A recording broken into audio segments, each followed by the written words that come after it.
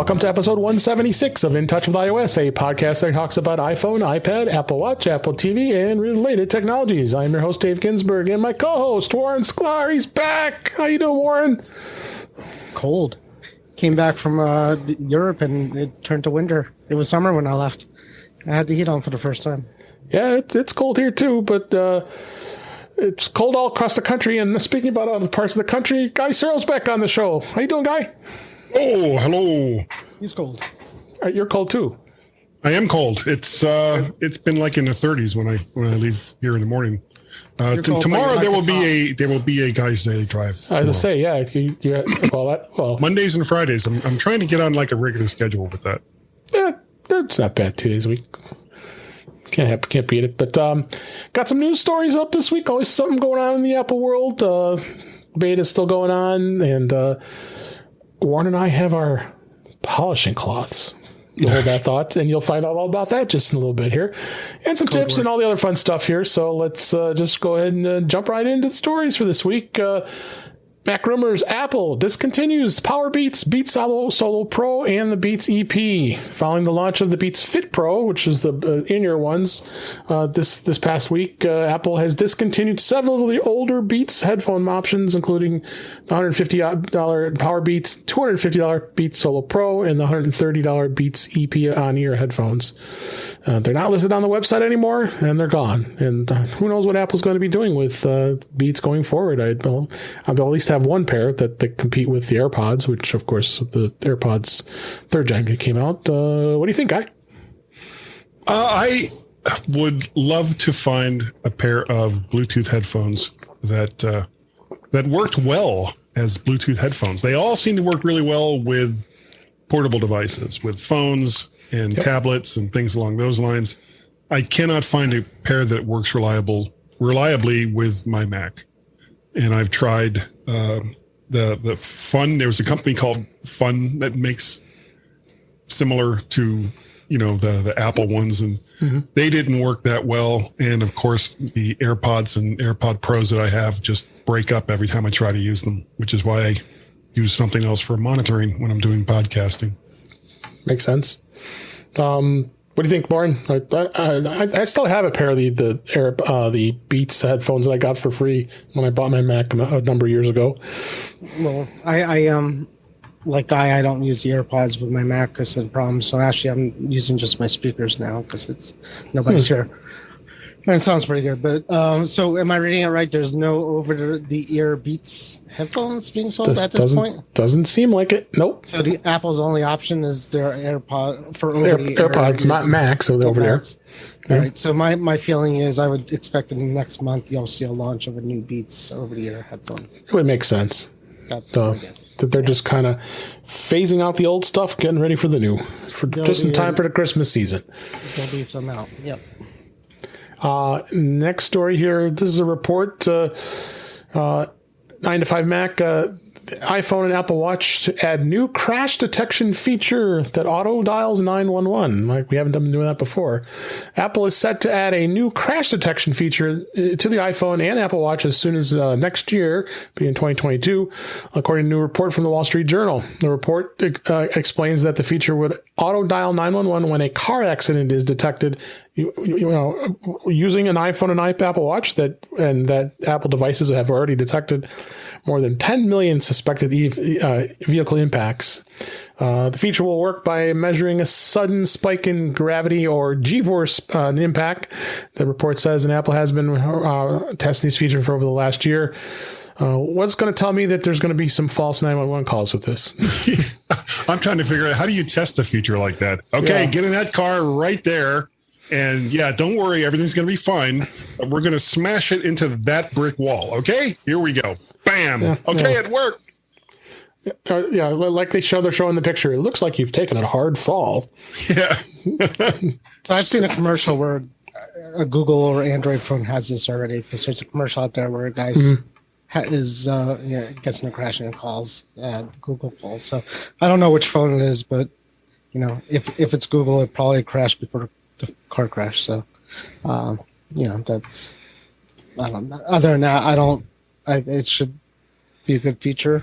I'm too scared to turn on fall detection. This scares me too. a little bit more.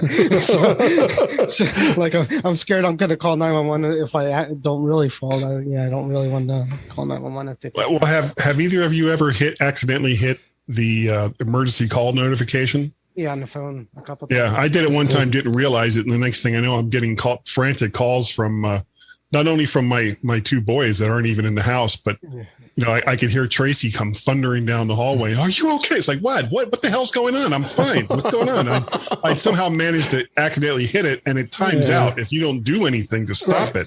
I do it on other people's phones when I'm trying to troubleshoot, or like a frozen phone or something like that. If nothing works except calling the police, obviously, or Yeah. I'm sure then they're very sympathetic. The police department. Yeah, my phone doesn't work right. I mean, I've dealt with it in business. I dealt with it in business where when people dial 911, the police automatically calls and they automatically show up when it's when you're working in an office building. So, you got to be careful with that, or you're going to be getting a lot of attention paid to.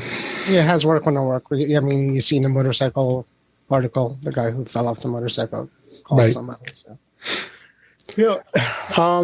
Next story. This is a Mac Rumors Notability, which is that great app, a note-taking app. It's been around for a long time. I really like that. This app is changing its app subscription policy, and it's going to it has a lot of ticked off people because now you got to pay a subscription fee if you haven't. But the good thing is, if you had purchased this in the past, they promise. Let's do the quote unquote word promise existing.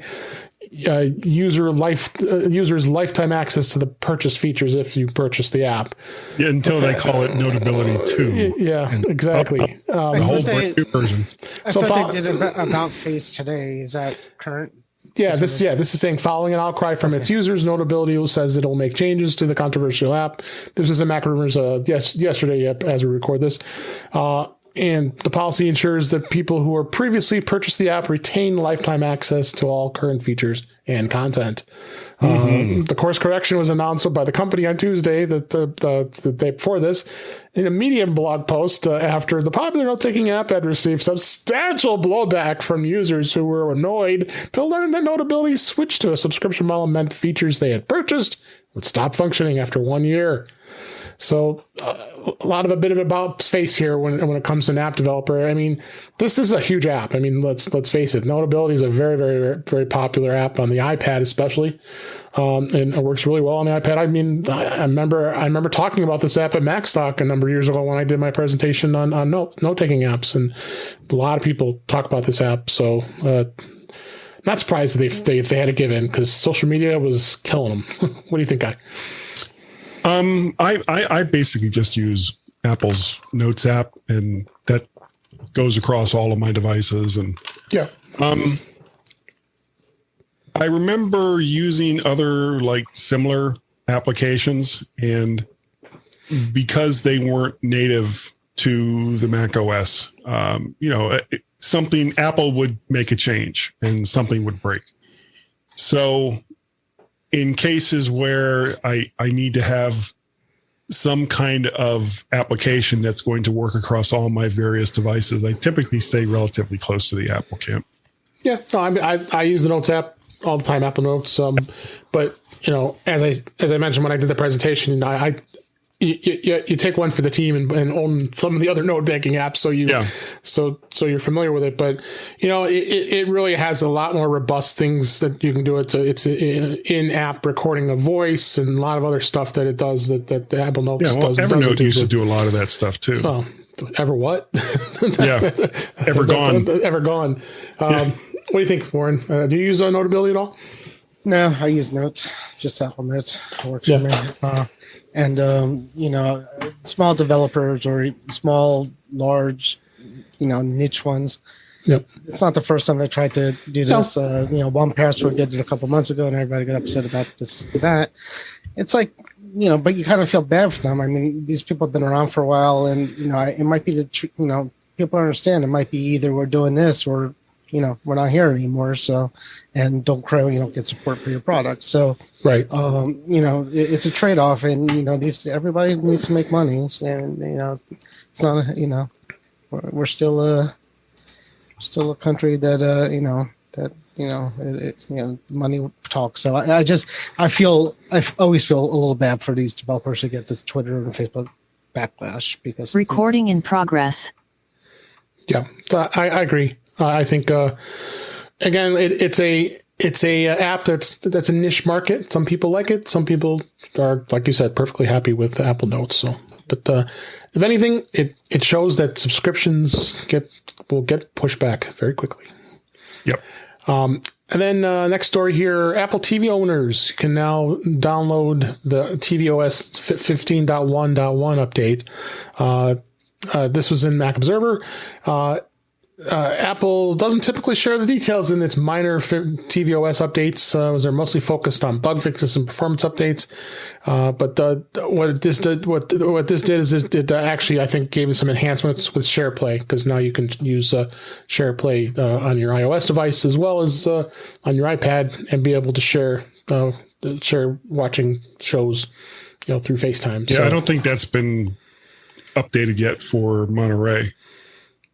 No, it hasn't. But this is tvOS, so yeah. But yeah, Monterey. No, I think it's still in process yet. But yeah, this article does show some of the updates that tvOS 15 has received, and they've improved it. I think it's done real well.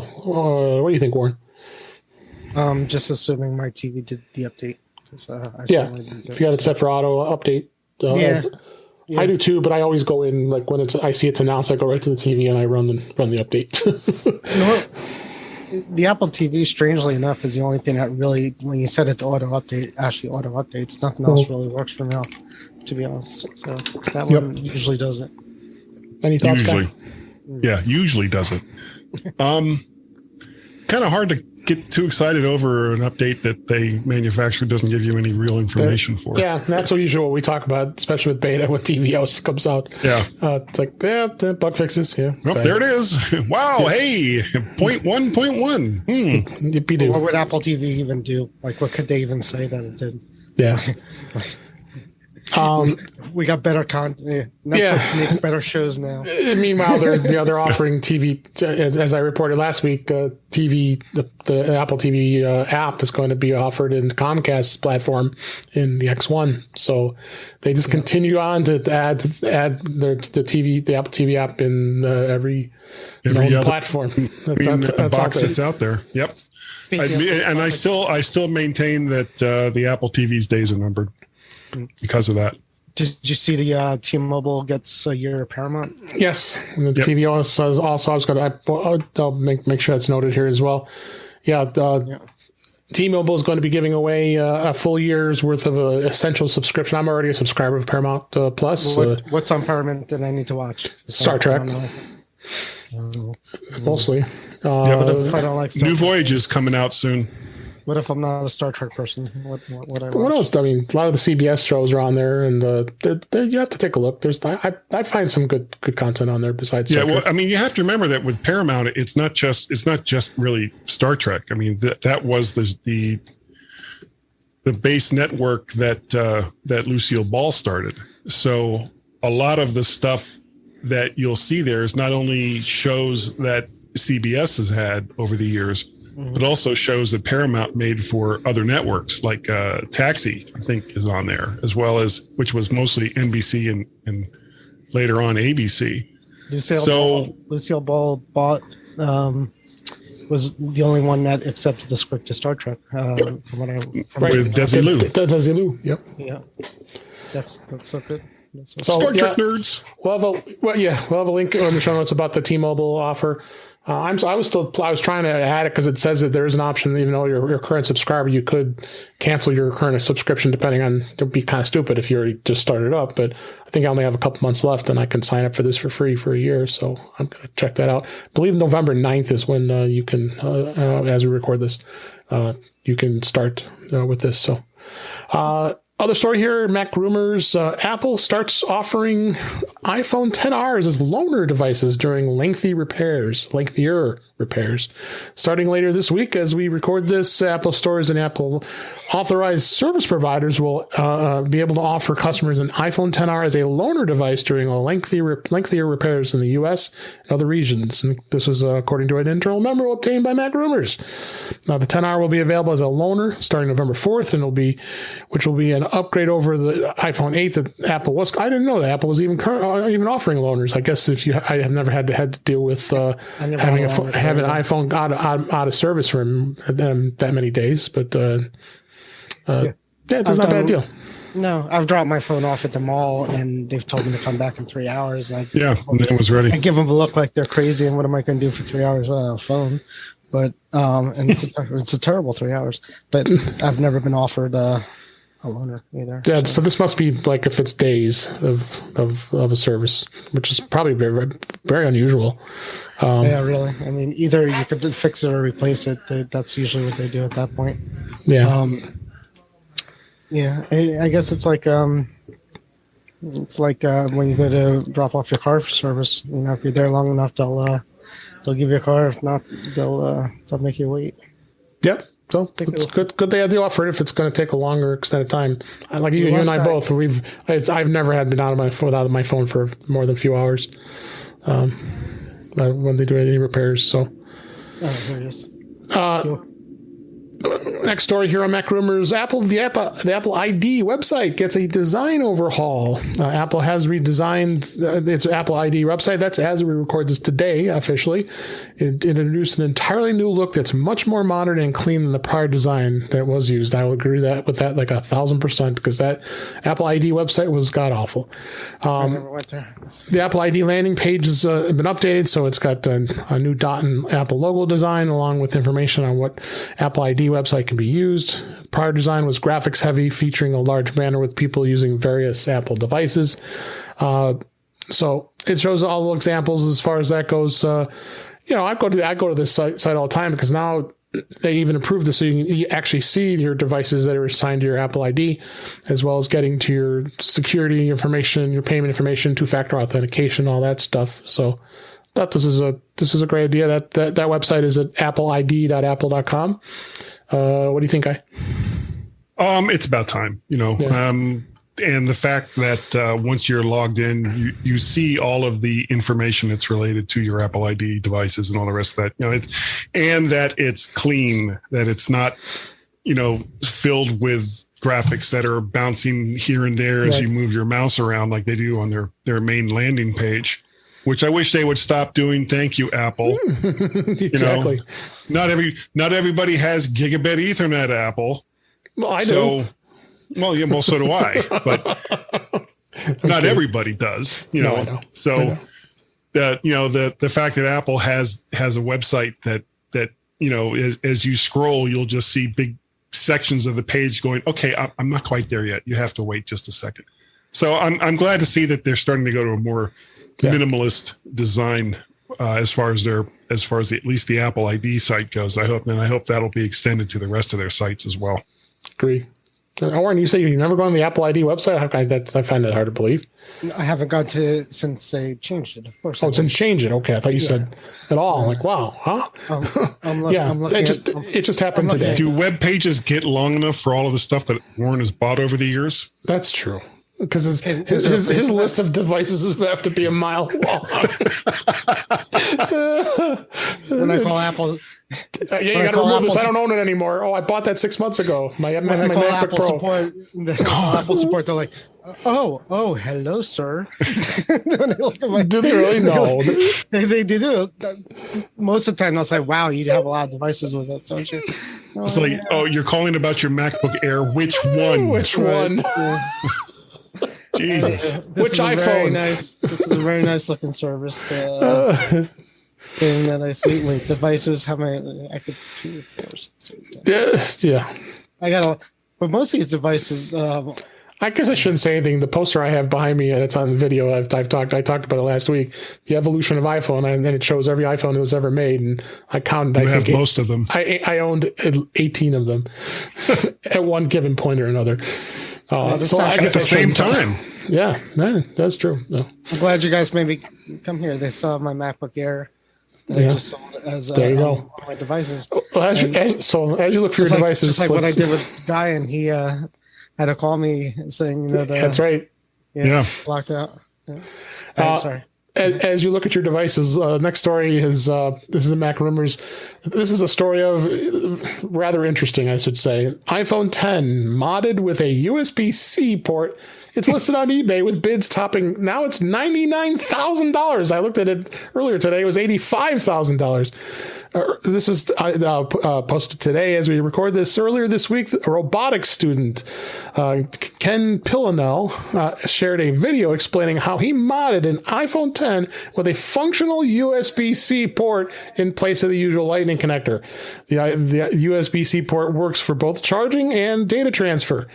So now he decides to put the device up for auction on eBay. And like I said, it's topped a whopping $99,000. It is listed as the device is the world's first USB-C iPhone. Yeah, no wonder why everybody's bidding at it. And a true piece of collection for any Apple fanboy out there. What he did say though is that you agree not to restore, update, or erase the device. Will not open the device and will not use it as their daily device. So basically, you're spending almost $100,000 for an iPhone that you can't even use. And there are people that would buy it, obviously. And it says it's quote unquote just a prototype. Yeah, I can't imagine Apple isn't going to. Well, I'm sure he hacked the hell out of it. It's certainly not running. It's certainly not running. Stock iOS. I mean, fanboys don't like things that other people than Apple played with or modified. Really, an Apple fanboy. I mean, right. Anybody could play with open up a device and do things with it, and it doesn't make it like a artifact from Apple. Well, yeah, but he claims it works. That's the part. But you can make a lot. I mean, I could gut out my Mac Mini and stick a Raspberry Pi in there, and then it works. I mean, well, people have put Mac Minis into the old Cube, so right, and it's cool, and what he did is cool, but it's not. I don't see it. People spending $100,000 as ever being a collector's item, or anybody coming down and saying, "Ooh, you bought that USB-C modified phone from some guy who did that." I don't know if you guys ever heard about this, but the original hosts of the My Mac podcast, Tim Robertson and Chad Perry, took a Mac Mini and put it into the case of an Atari 2600, and it had a working CD-ROM drawer that popped in and out of this thing. I don't know if Tim still has it, but it was an amazing piece of gear to look at. Though, it was probably whatever the first year Mac Mini was. So I doubt it's capable of running anything current. Can I bid $99,000? Well, you can. If Tim still has it, I'm sure he would take $99,000 for it. I would probably bank on that. Latest news. There's a news flash. eBay bids now up to $100,000 and $100,000. That's what's that right? I don't know if I believe that it's actually going to sell for that, because they've gone through this before. Where I'm sure it's going to be fake bids and stuff like that. So. So all right, and then last story here. This was on 9 to 5 Mac. iFixit confirms iPhone 13 disables Face ID after third-party screen repair. When the iPhone 13 lineup was first released in September, teardowns were quickly revealed a major change to the repair process. For the first time, if you place the iPhone 13's display through a third-party repair, Face ID will stop working. And iFixit did publish a closer look at this change, calling it a dark day for fixers, both DIY and professional. I mean, this has been an ongoing battle with Apple for years when it comes to repairs in the iPhone. And this is no different than any other iPhone model, I think, wouldn't you think, Guy? Yeah, and again, it all comes down to that security chip that Apple puts into most of their devices. That right. You make some wholesale changes to it that the phone says, that wasn't there before. Then they're going to go, we're going to just not work the way that you expect us to. Fortunately, you can still get into the phone by tapping the button on the side and bringing up passcode so that you can still get into it. If you've broken the screen on your phone, don't go cheap. Just fix it. Yeah, just get it fixed by someone that knows what they're doing and that will make it so that you can still use Face ID. You paid a lot of money for the phone. Be careful with it. What do you think, Warren? Yeah, pretty much the same as Guy. I thought with the iPhone 12, they went through this too. And then there was, I could be wrong, but iPhone 12 something or 11, they did the same thing where it disabled the Face ID. And then magically after like a few months, it started to work again, like Apple changed something in the code. So, I mean, as you said, it's an ongoing battle with the repairers. And like I said, if you want it to work, bring it to like an Apple authorized place, and if you want it not to work and pay less, then go to these third-party places. And then you pays your money, you take your chances. Yeah, you pay. You might pay $100 less, but you don't have Face ID. Then that's a trade-off, and that's what you want to do. Yeah. Just be aware, like on resale value, it's going to be a problem. Obviously, if you get it fixed with the and the Face ID doesn't work. Yeah, the Face ID doesn't work, or if it's crappy parts or whatever, but. Well, when my family members bought my iPhone 12 Pro Max, and then shortly thereafter she dropped it and it shattered the back screen. So she had to get that fixed. But she also had she bought my old 10s Max, and that's what she had upgraded from. And she gave it to me, and that screen was cracked. So someone's got quite a track record on cracked screens. So invest in a case. She had a case, and then the worst part about it, she had an outer box case. It was protected. And she still broke it. Still broke it. David, you see, that takes will. That takes effort. With all the phones that we had, guys, I've never broken one.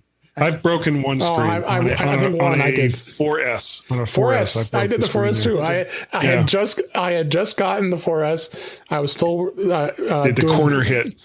I was still doing a class for Apple User Group, but I got out of my car and I had it in my hand. I dropped it on the ground, and it shattered. It hits that corner, and it is done. It shattered the back glass because those were the first ones that had the back glass. And I begged and pleaded with Apple, "Can you please replace it?" And then my wife brought it to the Apple Store. I said, "I'm going to need this phone first class," and she was able to get them to replace it. So. But my point was on the 10s Max, I went to a third party, because they want like $300 and some from Apple to replace that screen. So I went to a third party local, the place they had your iPhone, We Fix Your iPhone or whatever it was called, and 170. Yeah, exactly. $176 is what it costs. And I thought, it's worth it because the phone still has some value. So now it's got a brand new screen and it's still decent. It's still 10s Max, still a decent iPhone. So, yep. David's got a brand new bag. Yeah. All right. Those are the news stories for this week. So beta this week, iPhone, iOS, and iPad OS 15.2. Beta 1 is still out. This is week 2, both on the iPhone and on the iPad. Notably, it had the app privacy report, Warren. I already know you have it. You see anything special with 15.2? Nope. Nothing. So the app privacy report. Have you looked at the app privacy report at all? No. I don't know where do you look for that? The app privacy report, it'll be a feature where you go into under privacy, and you can take a look at all the apps and what they're doing, what they're sharing, and what they're watching, and they're watching you. They did add the emergency SOS feature where you can. When with a series of button presses, you can get the emergency SOS to work. They do have that. And then they've did so there's been nothing really huge, like notification summaries, communication safety, some of the other stuff. I talked about this previous that they're adding. So again, it's just the next update is there. At least Share Play is available now on the iPhone, and I've played it with it. It's awesome. And I think the great thing about Share Play also is tech support for your family, because they're going to actually be able to share their screen on their iPhone with you through FaceTime on your iPhone, and then you can help someone out, as well as be able to share any media, like watching a Disney Plus movie or whatever you want to do. So the Olsen twins. I turned on I turned on the privacy report, just so you know. Okay, so now you're gonna have to start watching it and report back to us. It starts telling you what's using what. And again, like we mentioned, tvOS doesn't really talk much. It's 15.2 is out for that. Watch OS 8.3. Did you do the watch, or you have the Series 7, right? Yeah, no difference. Everything's been the same. And iPad OS is 15.2 as well. I haven't really noticed much. So, one thing I was going to note is Apple did release an update to the HomePod software, 15.1.1. That's that article here in Mac Rumors talking about that. And it was introduced designed for the HomePod. According to the notes from Apple's release, it addresses a problem that could cause podcasts to fail to play on the HomePod and HomePod Mini.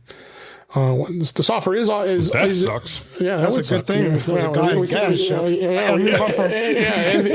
the In Touch with iOS show too. So you can it'll eventually update automatically, but you can go into the Home app and then go ahead and actually force manually update it if you want to. So that just got released yesterday as we record this. So check it out. Make sure you get that up to date for your HomePods and HomePod Minis. And remember, you got to do that through the iPhone. Through the iPhone, right? Using the Home app. The Home app settings. Yep. So we got that in place as well. So I got a couple topics here, and then we're going to get to our exciting review of the Apple polishing cloth, because I know I can't wait. Just a build for that. I don't know if you guys are aware of this. I discovered this the other day with accessibility on the Apple Watch, and I have a link here in the show notes to the support article from Apple, what you can do with assistive touch on your Apple Watch. Now, this works with Apple Series 6 and later, so if you have anything older than the Series 6, this isn't going to work for you, just to be aware of this. So what you do is you go into the Apple, into the settings in your Apple Watch, turn on accessibility, assistive touch, and then once you turn that on, you click tap OK to confirm, and then you can do a try it out to see visual instruction. And what it does is it does things like you can pinch your finger. Just pinch your finger while it's on while the watch is on your wrist, and it will do actions like it's like tapping and pointing your finger and your thumb, so you can move to the next item. If you want to double pinch, so you double pinch your finger, and it'll move back one item. You tap an item that you clench your fist, hold your hand into a fist. So it's picking up those motions that you're doing with your hand for accessibility. And I didn't even realize that it did a lot of this stuff. And then bringing up the action menu would be a double clench. So if you go like that, as I'm showing a double clench. And you can customize them too. You can go into accessibility if you want to add things like bring up Apple Pay or scanning or any of that kind of stuff. I was not aware. I don't know if you guys were aware of this, but it's not something we probably would use very often. But this is great for someone who has limited mobility for accessibility. They may not be able to reach over to their watch or anything like that. What about like the double tap on the crown for people that use it for payment? You could set it with just tapping your finger. Nice. Tap or double tap. Yeah. Yep.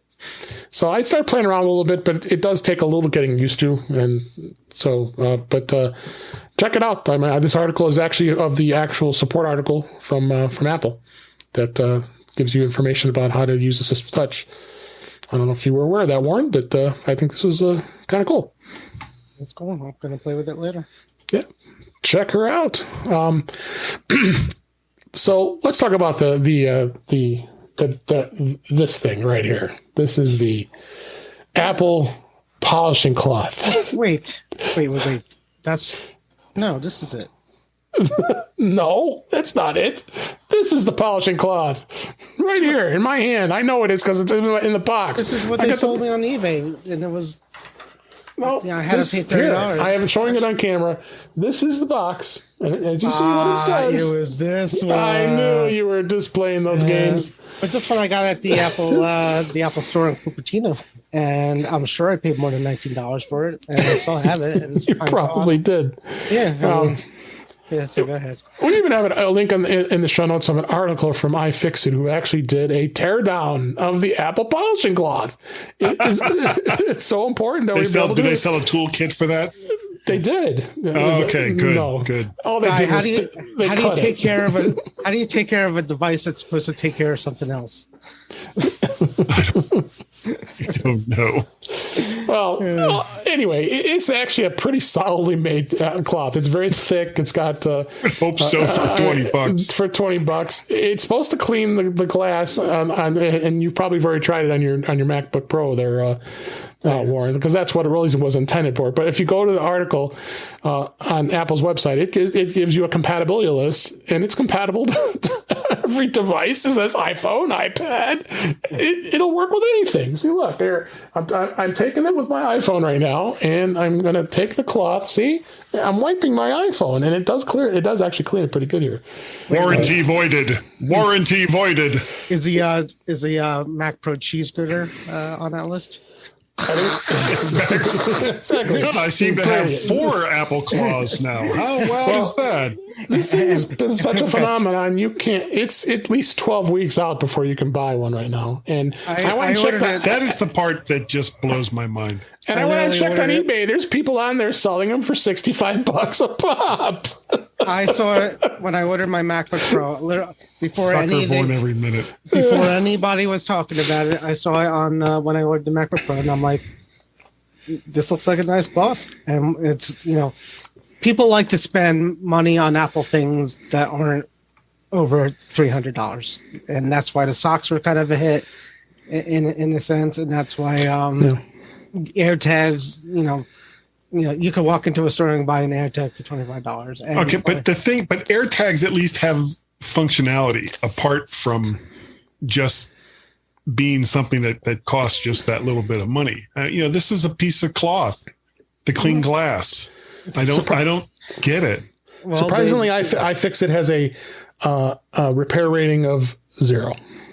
Well, I mean, Guy, an iPhone case is just a piece of plastic that protects a phone. I mean, everything has its use, and the materials, and there's reasons, and I'm sure do you think the iPhone, Apple Silicon? I'm gonna clean my iPad right now. See how that works. Do you think Apple Silicon iPod, iPhone case costs that much more to manufacture than this cloth for Apple?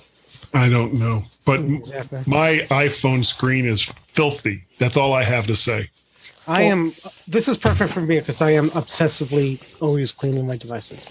People make fun of me for this, so this have my name. Just have my name all over it because one thing I know how to do is make my gadgets shiny.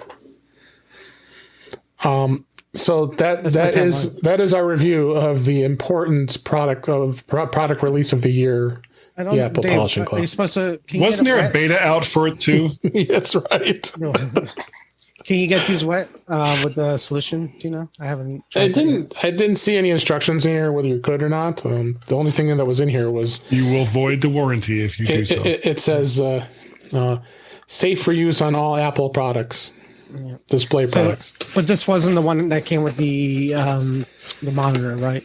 They included one with the monitor, but I don't think it was the same. I don't know if it was this one or not. What, the $5,000 monitor that Apple was selling? Yeah, it came with the cloth for the.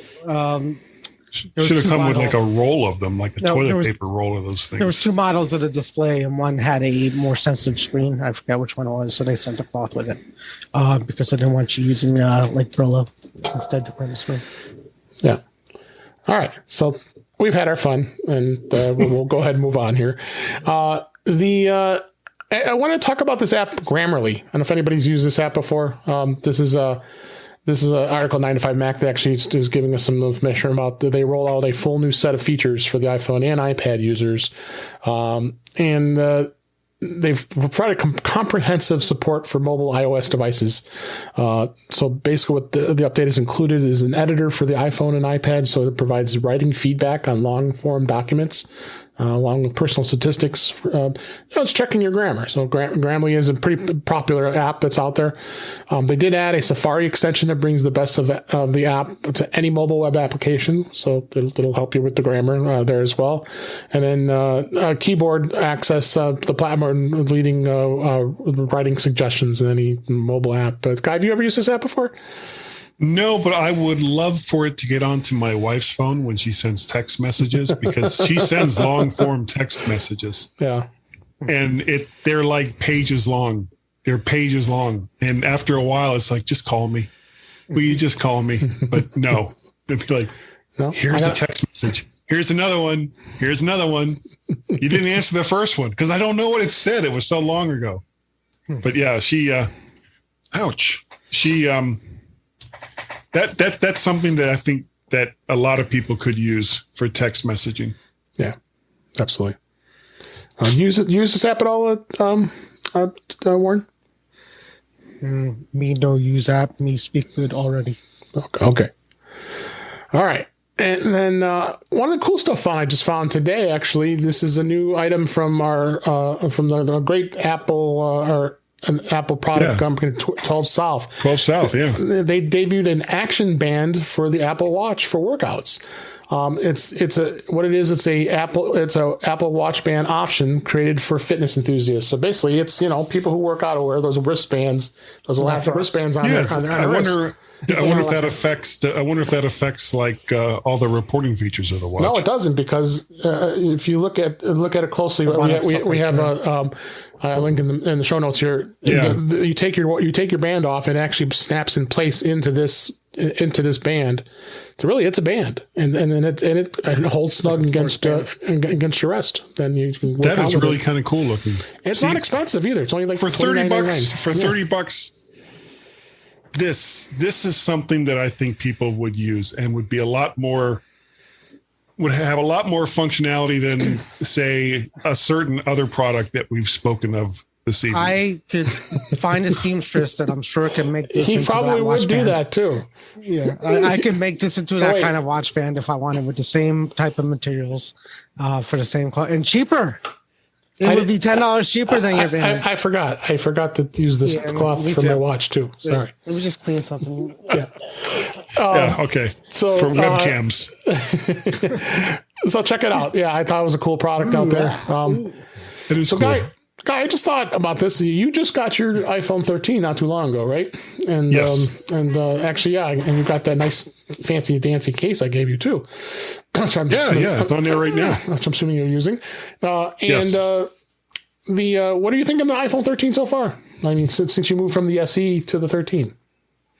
One of the things that just blew my mind. It had been a while since I'd had and this isn't even like the big megaphone. But a larger phone, because I was on the SE2 for a couple of years, and going to a larger screen phone again made certain things that I do now, like for example, the Guy's Daily Drive, just made those kind of easier to do and to handle, because all the icons and everything else are a little bit bigger. Battery life, of course, is phenomenal being a brand new phone. Yep. And the pictures that this thing makes as compared to what I was using before it's night and day. Now, I remember when I was at Virtual Macstock with you, that you'd gotten yours on that, the one day that we were all together that's right. And you were testing out the cinematic modes. Yeah. It was I love that video. I got to put that out there. I'm looking over at you and you go right into focus, and I look back. Yeah, that was a spectacular video. Lost my earbud. Oh. So as he gets back his earbuds there, Warren, any thoughts on how so far as you were doing with your iPhone 13? You liking it? Oh yeah, it actually did really good in London. I was in Europe, took a lot of pictures that came out beautiful, and my wife, I just switched her off from a 10s her regular 13, not the Max Pro. That's what. Yeah, same as this one. Yeah, And my he's the wife regular. was like, my wife is never like, who tries to avoid the topic of technology with me and new gadgets and things like that. What? Until she sees doesn't the wanna- bank account. Well, she doesn't want to give me any ideas that she might be interested in something better than she has. So, but anyways, even her, she was like, take a lot of pictures. She's like, this camera is like incredible. Yeah. And I'm like, yeah, I tried to tell you like that, when the 11 came out and then when the 12 came, but so she's happy with it. The battery life did really good for me over there. Just a tip, you could put one physical SIM card and there's slots for 2 eSIMs. Yep. But you can only activate 2 lines at a time. It doesn't matter. I tried, believe it or not, I was trying to get all 3 because I had my local SIM card in from home. Right. I had the Dublin SIM card with data left that I still had on it on an eSIM. And then I had a London eSIM for a week with some data on it. And it's like, no, you can't do all 3. I'm like, but I want to do all 3.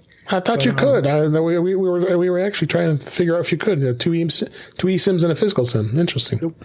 It will say on when you try to activate the 3rd one, it's like you have to deactivate the other one, or you don't have to get rid of it. You just can't use it at the same time.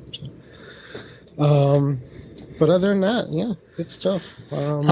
So you were saying, Guy. So you gave your iPhone SE2 to your wife, right? And how's she liking that? She's still on the original She SE. never switched. Okay, she just won't switch. My wife is still using an iPad 3, and she complains bitterly about the battery life and that some of the applications that she wants to use, the thing will just like wink out suddenly, and it's like, will you please let me buy you a new iPad? No, this is fine. It's painful to watch you use this thing. Yes, it is. But it's like I've given up arguing. Yeah, we're in the same boat with that. And then now you have 5G available because you didn't have that on the SE. Yeah. Did you notice any difference in the speeds with the cellular with the new one?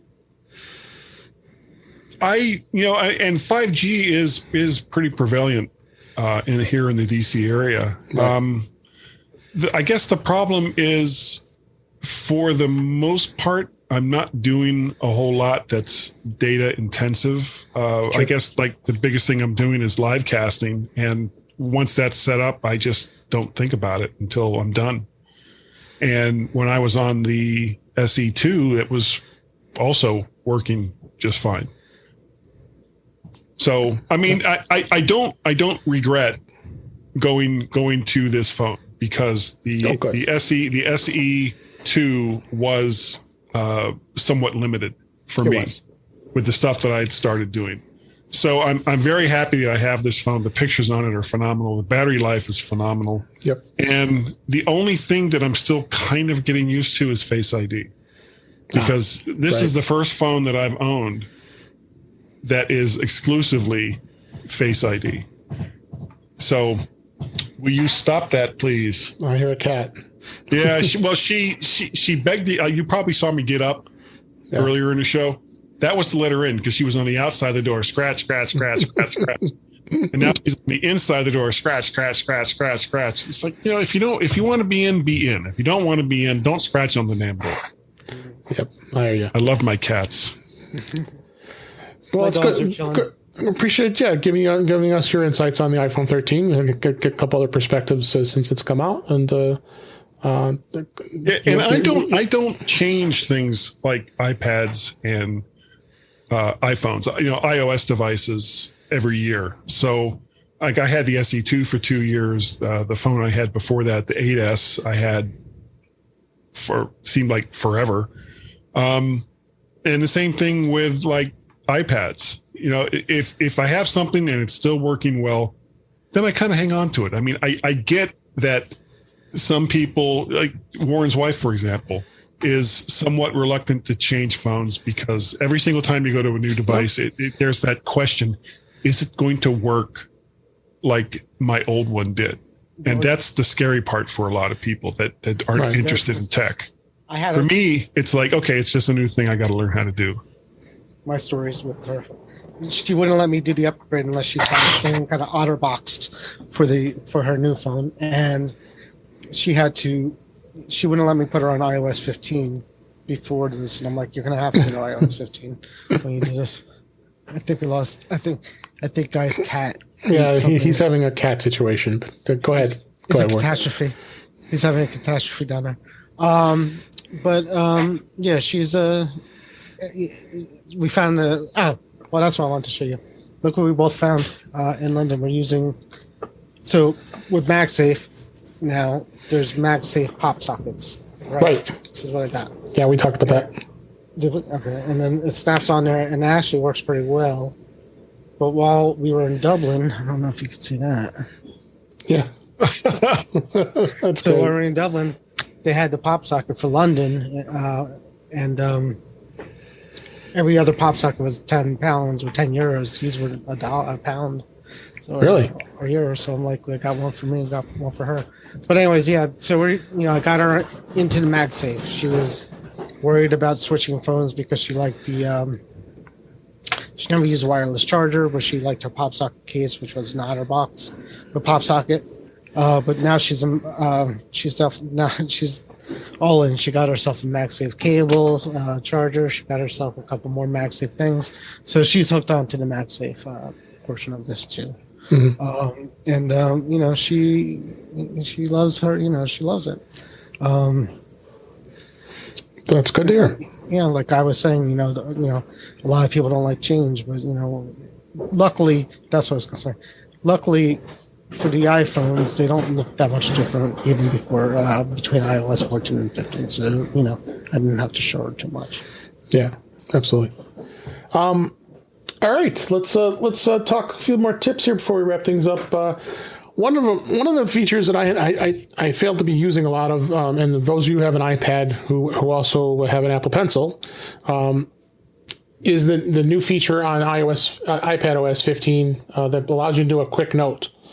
And the way you do it is you actually take the pencil and then go down to the bottom right corner of the iPad and you scroll it up, and then what happens is that the quick note box pops up here. So now you can actually write up a note, do your thing, and then tap done, and it actually saves it right there. So it's a really quick way of being able to do a note just by dragging up right at the corner here with your pencil, and it brings up the quick note very easily. Nice. So that's a great new feature that they've added in iPad OS 15, and I found it to be really cool. And a couple other things here.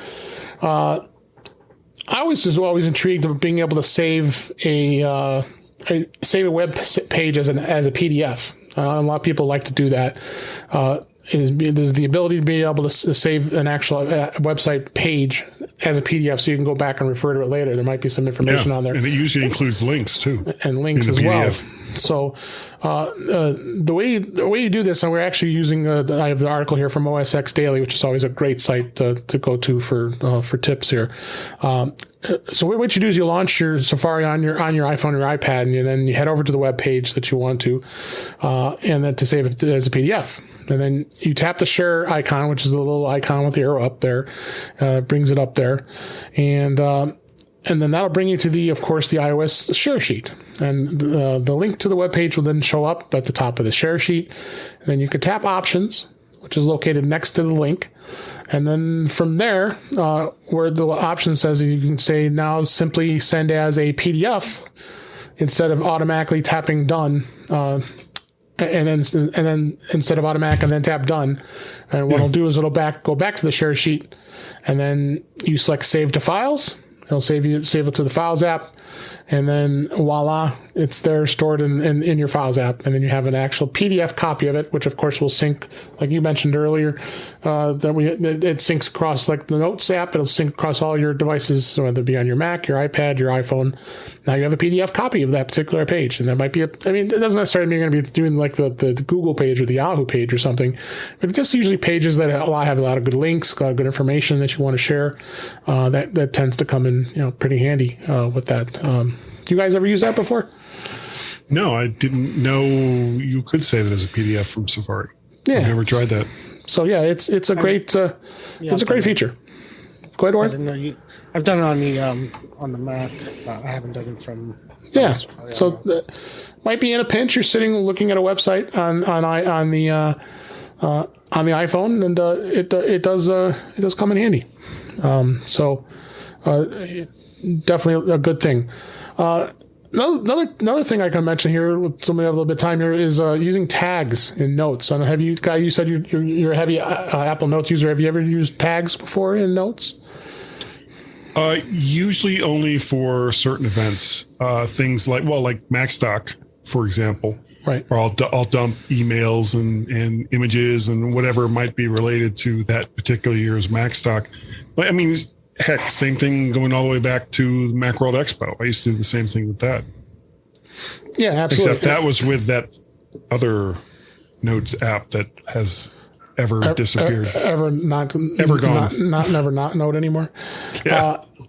But they're like hashtags, just like if you're on Twitter, or, you have a hashtag, so then any of your notes can now be tagged. So you just tap the hashtag, and then it brings you to the listing of all the notes that are listed there. So it tends to come in handy having that kind of stuff. And password protected as well.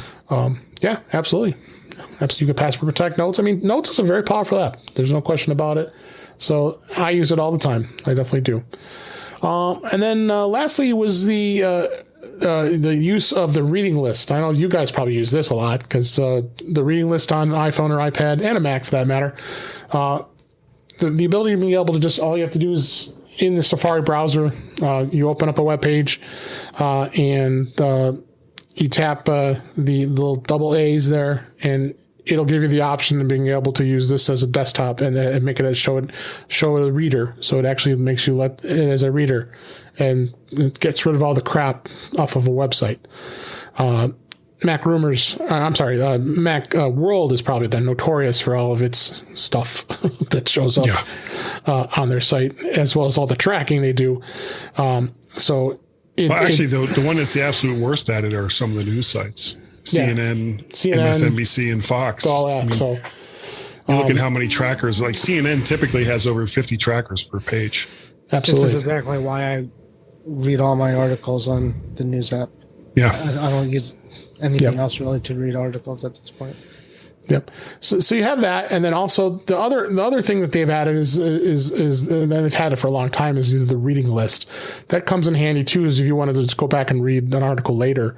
And the way you do that is you go in and you pick the website, tap the share button, and then it'll show the list down there that says add to reading list. So then what it does is it creates a nice robust list of websites you can refer back to later, and it creates that reading list.